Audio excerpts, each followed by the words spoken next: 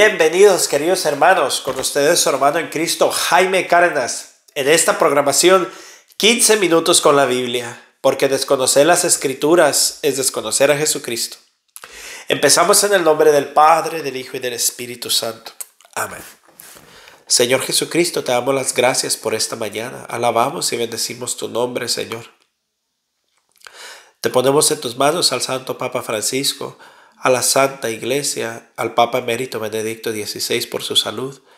Te rogamos, Señor, que nos des el discernimiento, el entendimiento y la fuerza, Señor, para poder continuar en este proyecto de leer tu santa palabra y que nos permita, Señor, entenderla, vivirla, saborearla y llenarnos siempre de lo que tienes para darnos. En el nombre del Padre, del Hijo y del Espíritu Santo. Amén. Pues vamos a continuar con Segunda de Crónicas, capítulo 4.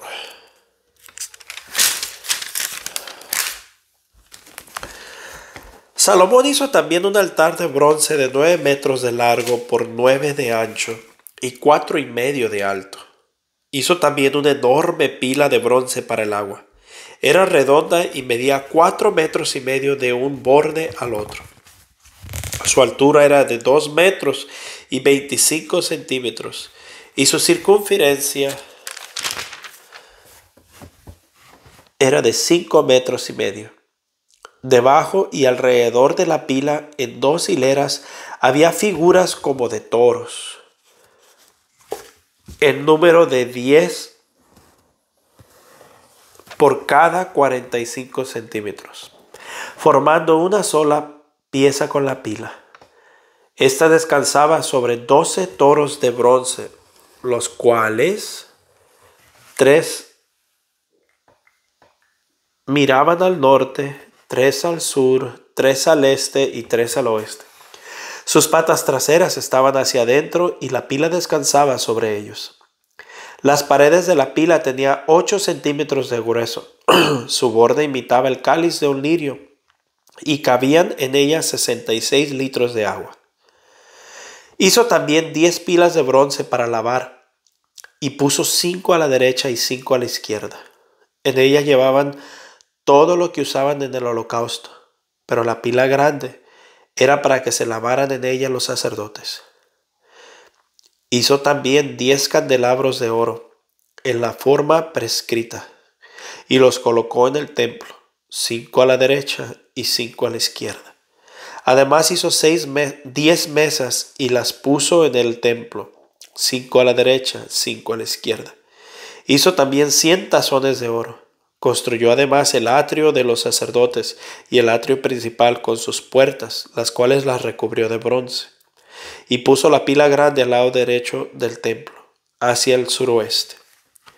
Hiram hizo además las ollas, las palas y los tazones, y así terminó el trabajo que hizo para Salomón en el templo de Dios. Este trabajo consistió en las 2 columnas, los capiteles redondos que estaban en la parte superior de las mismas, los 2 rejillas para cubrir los capiteles, las 400 granadas para las 2 rejillas, en 2 hileras para cada una de las rejillas, con que se cubrían los 2 capiteles redondos que había en el alto de las columnas, las 10 bases, las 10 pilas que iban sobre ellas, la pila grande para el agua, con los 12 toros que tenía debajo. Además de las ollas, las palas y los tenedores, todos los utensilios que Hiram, el maestro, le hizo al rey Salomón para el templo del Señor. Era de bronce pulido, los fundió en moldes de arena, en la región del Jordán, entre Sucot y Zaretán. Salomón hizo tantos utensilios de bronce que no se preocupó por hacer que los pesaran. También mandó hacer Salomón todos los demás utensilios que había en el templo de Dios: el altar de oro, las mesas sobre las que se ponían los panes que se consagraban al Señor, los candelabros de oro puro con sus lámparas que había frente al lugar santísimo, para encenderlos como estaban ordenados, las figuras de flores, lámparas y tenazas, igualmente oro puro, las despadiladeras, los tazones, los cucharones y los incenciarios, que eran todos de oro puro. También era de oro la entrada del templo, las hojas de las puertas interiores, las del lugar santísimo y las de las puertas del templo mismo. Segunda de Crónicas, capítulo 5. Y cuando se acabaron todas las obras que Salomón mandó realizar en el templo del Señor, llevó Salomón los utensilios de oro y de plata que David su padre había dedicado al Señor, y los depositó en el tesoro del templo de Dios. Entonces Salomón reunió a Jerusalén a los ancianos de Israel, a todos los jefes de las tribus y a las personas principales de las familias israelitas, para trasladar el arca del Señor desde Sión, la ciudad de David, y en el día de la fiesta solemne, en el séptimo mes del año. Se reunieron con el rey Salomón todos los israelitas, llegaron todos los ancianos de Israel, y los levitas tomaron el arca y la trasladaron junto con la tienda del encuentro con Dios y con todos los utensilios sagrados que había en ella, los cuales llevaban los sacerdotes y levitas. El rey Salomón y toda la comunidad israelita que se había reunido con él estaban delante del arca ofreciendo los sacrificios, ovejas y toros en cantidad tal que no se podían contar. Después llevaron los sacerdotes el arca de la alianza del Señor al interior del templo, hasta el lugar santísimo bajo las alas de los seres alados, los cuales tenían sus alas extendidas sobre el sitio donde estaba el arca, cubriendo por encima tanto el arca como sus travesaños. Pero los travesaños eran tan largos que sus extremos se veían desde el lugar santo. Frente al lugar santo, aunque no podía verse por fuera, y así había quedado hasta el día de hoy. En el arca no había más que las 2 tablas de piedra de Moisés, que Moisés había puesto ahí en Horeb, las tablas de la alianza del Señor que hizo con los israelitas cuando salieron de Egipto. Los sacerdotes salieron del lugar santo. Todos los sacerdotes que estaban en presente se habían purificado sin atenerse a los turnos en que estaban repartidos. Todos los levitas, cantores, Asaf, Enam y Judutún, junto con sus hijos y demás parientes, estaban de pie al este del altar vestidos de lino. Tenían platillos, salterios y arpas. Con ellos había 120 sacerdotes que tocaban trompetas. Entonces todos unidos se pusieron a tocar las trompetas y a cantar una voz para alabar y dar gracias al Señor, haciendo sonar las trompetas, los platillos y los otros instrumentos musicales mientras se cantaba. Alaben al Señor porque Él es bueno, porque su amor es eterno. En aquel momento el templo del Señor se llenó de una nube, y por causa de la nube los sacerdotes no pudieron quedarse para celebrar el culto, porque la gloria del Señor había llegado al templo. Segunda de Crónicas, capítulo 6. Entonces Salomón dijo: Tú, Señor, has dicho que vives en la oscuridad, pero yo te he construido un templo para que lo habites, un lugar donde vivas para siempre. Luego el rey se volvió de frente a toda la comunidad israelita que estaba de pie y le bendijo diciendo: Bendito sea el Señor, Dios de Israel, que ha cumplido lo que prometió a David mi padre cuando le dijo: Desde el día en que te saqué de Egipto a mi pueblo, no había escogido yo ninguna ciudad entre todas las tribus de Israel para que en ella se construyera un templo donde residiera mi nombre, ni había escogido ningún hombre para que fuera el guía de mi pueblo Israel. Pero escogí a Jerusalén para que mi nombre resida ahí, y escogí a David para que gobernara mi pueblo Israel. Y David mi padre tuvo el deseo de construir un templo en honor al Señor, Dios de Israel. Sin embargo, el Señor le dijo: Haces bien en querer construirme un templo, pero no serás tú quien lo construya, sino el hijo que tendrás. Él será quien me construya el templo. Pues bien, el Señor ha cumplido su promesa. Tal como dijo, yo me he tomado el lugar de David, mi padre, y me he sentado en el trono de Israel y he construido un templo al Señor, el Dios de Israel. Además he puesto ahí el arca donde estaba la alianza que el Señor hizo con los israelitas. Después se puso Salomón delante del altar del Señor en presencia de toda la comunidad israelita y extendió sus manos. Estaba subido sobre una plataforma de bronce de 2 metros 25 centímetros de largo, otro tanto de ancho y 1 metro 35 centímetros de alto, la cual había construido y colocado en medio del atrio. Luego se arrodilló delante de toda la comunidad israelita y extendió sus manos al cielo. Exclamó: Señor, Dios de Israel, ni en el cielo ni en la tierra hay un Dios como tú, tú cumples tu alianza y muestras tu bondad para que con los que te sirven de todo corazón, que has cumplido lo que prometiste a David mi padre, uniendo así la acción y la palabra en este día. Por lo tanto, Señor Dios de Israel, cumple también lo que prometiste a tu siervo David, mi padre, que no le faltaría un descendiente con tu favor, si hubiera al trono de Israel, con tal de que sus hijos cuidaran su conducta y cumplieran tu ley como él la cumplió.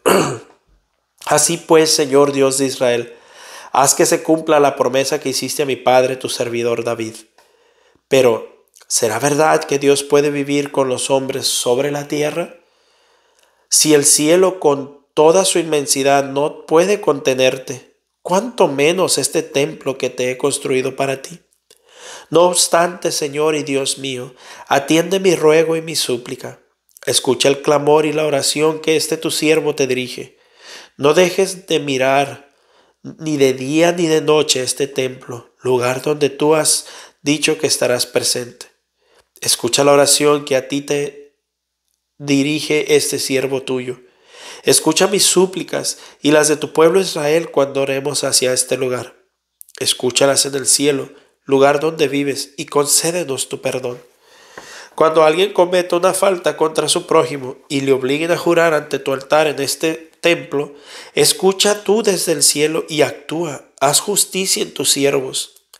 Da su merecido al culpable, haciendo recaer sobre él el castigo por sus malas acciones, y haz justicia al inocente según le corresponda. Cuando el enemigo derrote a tu pueblo Israel por haber pecado contra ti, si luego éste se vuelve y alaba tu nombre y en sus oraciones te suplica en este templo, escúchalo tú desde el cielo. Perdona sus pecados y hazlo volver al país que le diste a ellos y a sus antepasados. Cuando haya una sequía y no llueva porque tu pueblo pecó contra ti, si luego ora hacia este lugar y alaba tu nombre y se arrepiente de su pecado a causa de su castigo, escúchalo tú desde el cielo y perdona el pecado de tus siervos, de tu pueblo Israel, y enséñales el buen camino que deben seguir. Envía entonces tu lluvia a esta tierra que diste en herencia a tu pueblo.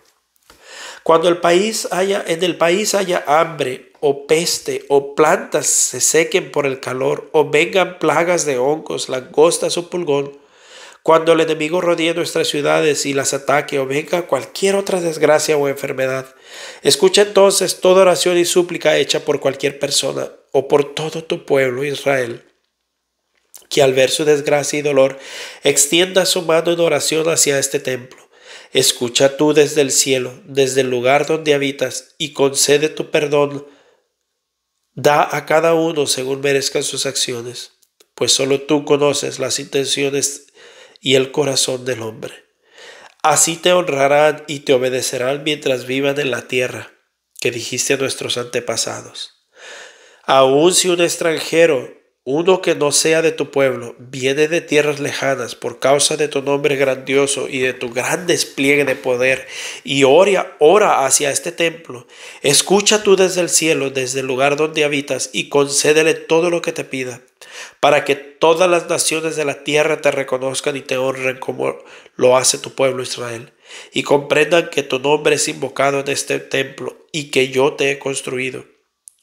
Cuando tu pueblo salga a luchar contra sus enemigos, donde quiera que tú los envíes, si ora a ti en dirección de esta ciudad que tú escogiste y del templo que yo te he construido, escucha tú desde el cielo su oración y su ruego y defiende su causa. Y cuando pequen contra ti, pues no hay nadie que no peque, y tú te enfurezcas con ellos y los entregues al enemigo para que lo haga cautivo y se lleve a otro país, sea lejos o cerca, si en el país a donde hayan sido desterrados, se vuelven a ti y te suplican y te reconocen que han pecado y han hecho lo malo, si se vuelven a ti con todo su corazón y con toda su alma en el país a donde los hayan llevado cautivos y oran en dirección de esta tierra que diste a sus antepasados y de la ciudad que escogiste y del templo que te he construido, escucha tú sus oraciones y súplicas desde el cielo. Desde el lugar donde habitas, defiende su causa y perdónale a tu pueblo sus pecados contra ti. Atiende pues, Dios mío, y escucha las oraciones que se hagan en este lugar. Levántate, Dios mío y Señor, con tu arca poderosa, y ven al lugar donde has de descansar. Que tus sacerdotes, Dios y Señor, se revistan de la salvación. Que tus fieles gocen de prosperidad. No desaires, Dios y Señor, al Rey que has escogido. Recuerda tu amor por David tu siervo. Palabra de Dios. Te alabamos, Señor. Qué hermosa oración hace de consagración al templo. Pero la parte que más me llegó es que dice, cuando pequen contra ti, pues cuando pequen contra ti, pues no hay nadie que no peque. Mis hermanos, creo que a veces esto se nos olvida. El hecho de que nos vean detrás de una cámara, el hecho de que vean personas que están sirviendo, buscando la manera de evangelizar, piensan que la vida de uno es perfecta, o a veces se imaginan que la vida de uno es mucho mejor que la de ustedes. La verdad es que no es así. La verdad es que todos pecamos. Todos tenemos flaquezas, debilidades en las cuales fallamos. A veces la gente piensa que porque uno se para aquí y empieza a hacer videos o los empiezan a ver a servir en la iglesia, a leer en las misas, piensan que por eso ya la vida de uno es, por decirlo así, mejor que la de ellos. Y no, no es así. Todos tenemos faltas, todos tenemos pecados. Así que esta vez me gustaría pedirles que oren por mí, que oren por mi familia, por mis hijos. Tengo a Isaac, a Jesúa, a Getsemaní, a Pablo y a Galilea, mi esposa y yo, Yasmín y yo. Oren por esta familia, porque también tenemos mucho que cambiar, mucho que mejorar, mucho que aplicar de las Sagradas Escrituras. La realidad es que hacemos lo mejor que podemos y estamos aquí tratando de evangelizar y ser parte del reino de los cielos, edificar parte del reino de los cielos, pero con las mismas cargas que ustedes llevan, el mismo cansancio a veces del trabajo, el estrés, las preocupaciones, las alergias, como pueden ver los ojos los traigo todos rojos por las alergias, pero aquí estamos. Y ojalá que esto les sirva de testimonio de que cuando se quiere se puede. Así andemos con pecados en momentos de tibieza, de frialdad. El Señor siempre nos acoge y les pido sus oraciones.